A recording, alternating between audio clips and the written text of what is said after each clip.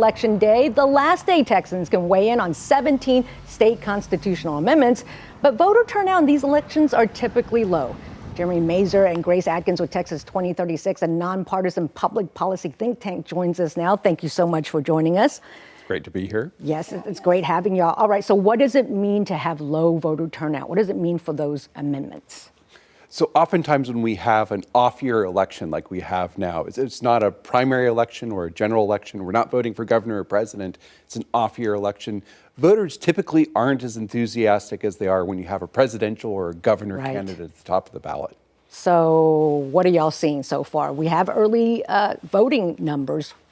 What do you think? So typically in constitutional amendment elections in the past couple of years, we've seen voter turnout at about 1.4 to 2.5 million voters. We've actually seen incredible early voting turnout. We're at about 1.5 million in early voting turnout right now, which bodes well for a very high turnout for the election overall. But like Jeremy said, that is usually lower than the average general or primary election. We've got 17 constitutional amendments. I know there's a few that you guys are really pushing for. Let's talk about Props 1 and 4, Jeremy. Yeah, so Prop 4, I'll talk about that and hand it over to Grace to talk about Prop 1. Creates a dedicated $1 billion per year funding stream to address our water infrastructure needs, fix failing water systems, develop water supplies, does not raise taxes. And if voters give Prop 4 the green light tonight, we're looking at about $20 billion that can go to work to addressing our long-term water infrastructure price tag of $154 billion. We are in a water crisis. We're not just doing this because we have nothing better to do. We will run out of water if we don't do anything. Yes, we certainly will. I mean, we're a drought-prone state. We're a growing state. We need to expand and diversify our water supply portfolio.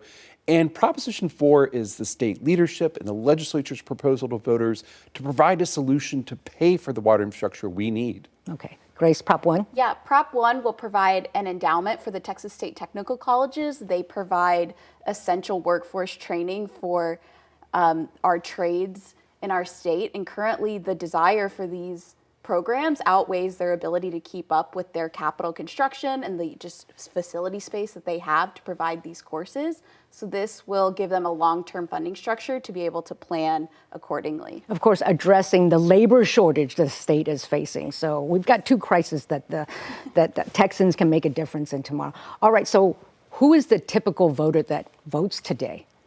So oftentimes when we have these off-year elections, principally, it's like your conservative voter that shows up at the electorate.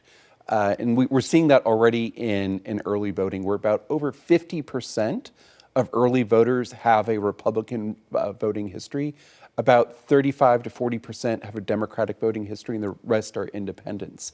But again, what's really unique here is we're still seeing strong early voting turnout.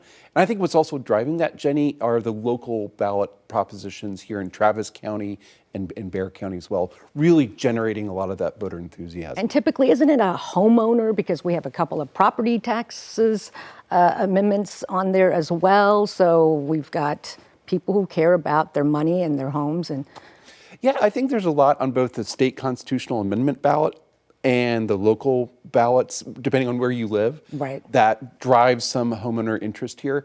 But I think it's important to note that these tax proposals also affect renters. If they increase property taxes, renters will pay more. Same thing with homestead exemptions that could also trickle down to save renters money. No.